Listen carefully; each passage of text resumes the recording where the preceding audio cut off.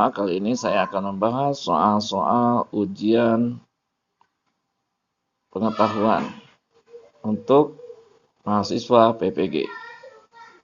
Nomor 1. Adanya komunitas Islam di Perlak, Sumatera Utara menunjukkan titik-titik. A. Sudah ada tokoh-tokoh yang menyebarkan agama Islam. B. Ada pemukiman penduduk lokal beragama Islam. C.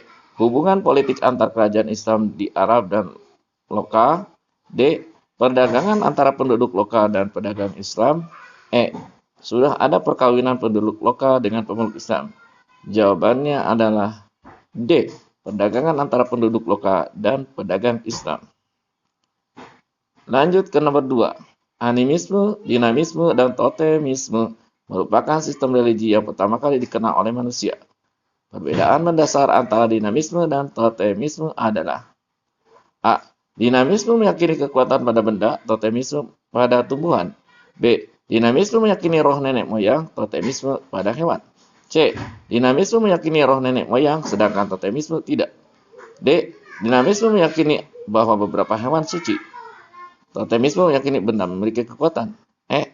Dinamisme meyakini benda memiliki kekuatan, dan totemisme meyakini hewan dapat memiliki kekuatan ilahi. Jawabannya adalah E.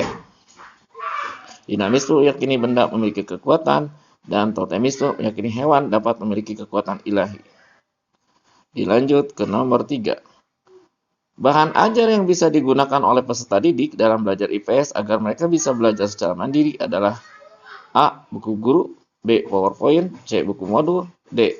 Artikel jurnal. E. Buku siswa atau buku teks. Jawabannya nomor 3 adalah C. Buku modul. Nomor 4. Bangsa Barat yang berhasil mendarat di Indonesia antara lain bangsa Portugis, Spanyol, Belanda, dan Inggris.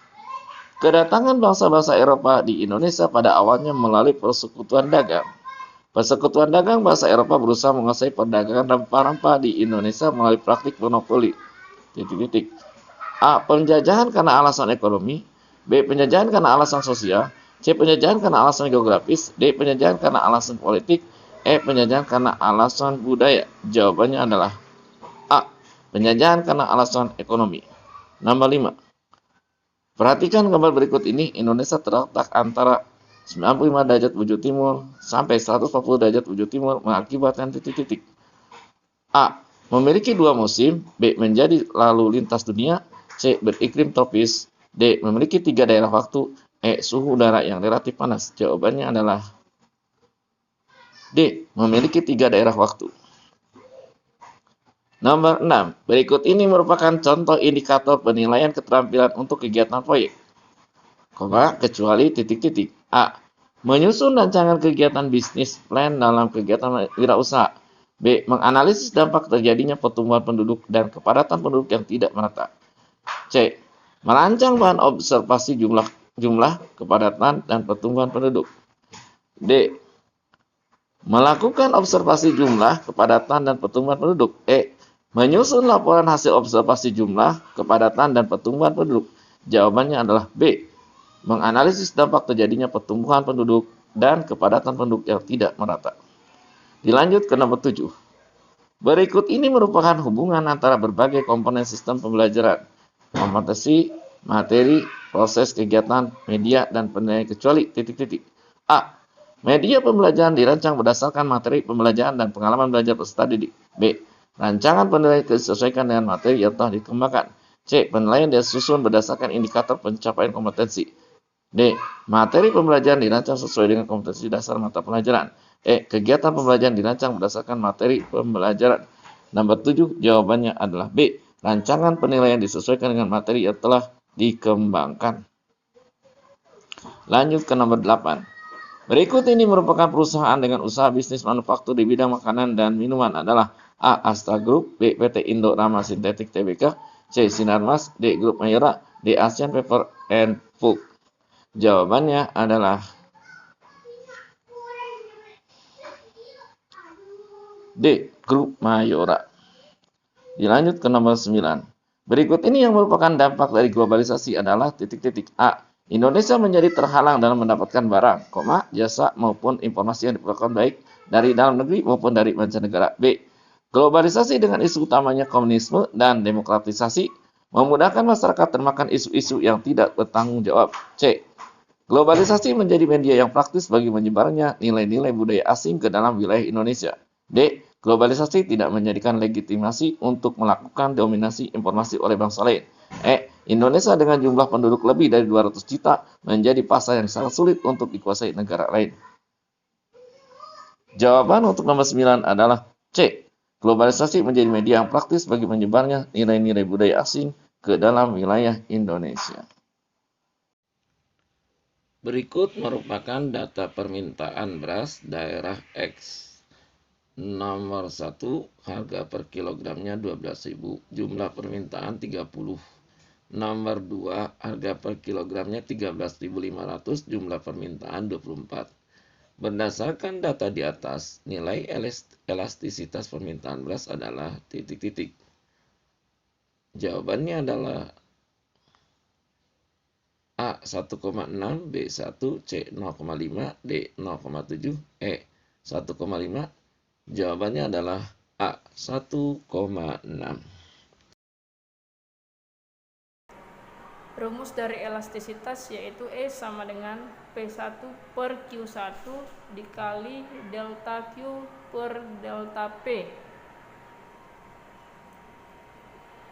P1-nya ini adalah harga, Q adalah kuantitas barang yang diminta atau yang ditawarkan. Sedangkan delta Q ini adalah selisih perubahan kuantitas yang diminta atau ditawarkan, sedangkan delta P ini adalah selisih dari perubahan harga. Nomor 11. Berkaitan dengan tabel tersebut, pernyataan yang benar adalah titik-titik. A. Lembaga sosial merupakan suatu norma. B. Baik peranata sosial maupun lembaga sosial bersifat konkret. C. Peranata sosial dan lembaga sosial tidak saling terkait. D. Lembaga sosial lebih luas dari peranata sosial.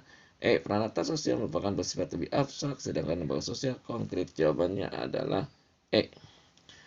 Nomor 12. Borobudur Prambanan, bentuk hasil akulturasi budaya peninggalan masa Hindu-Buddha di Indonesia yang merupakan prototipe dari titik-titik. A.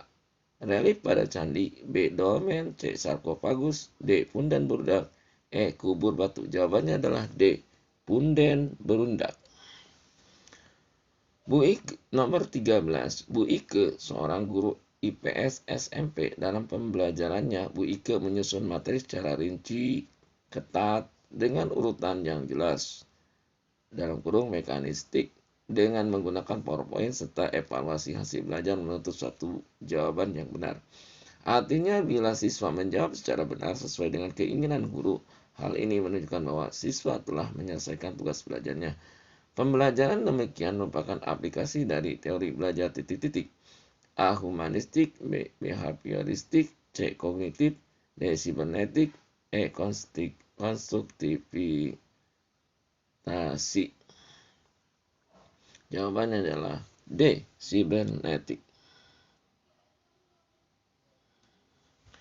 Bu Lucy hendak mengajarkan IPK menyajikan hasil analisis skala prioritas pelaksanaan reformasi di berbagai bidang. Bu Lucy meminta siswa menyajikan hasil analisis tersebut dalam bentuk presentasi video. Teknik penilaian tepat untuk diterapkan Bu Lucy adalah A. Praktik. B. Produk. C. Sumatif. D. Portofolio. E. Proyek. Jawabannya adalah B. Produk. Bu Rini berencana melakukan evaluasi terhadap kemampuan siswa saat berdiskusi. Karena memiliki keterbatasan pengamatan, maka teknik evaluasi yang tepat untuk Bu Rini adalah titik-titik. A. Penilaian diri sendiri. B. Penilaian proyek. C. Penilaian diskusi. D. Penilaian teman sebaya. E. Penilaian praktek. Jawabannya adalah D. Penilaian teman sebaya.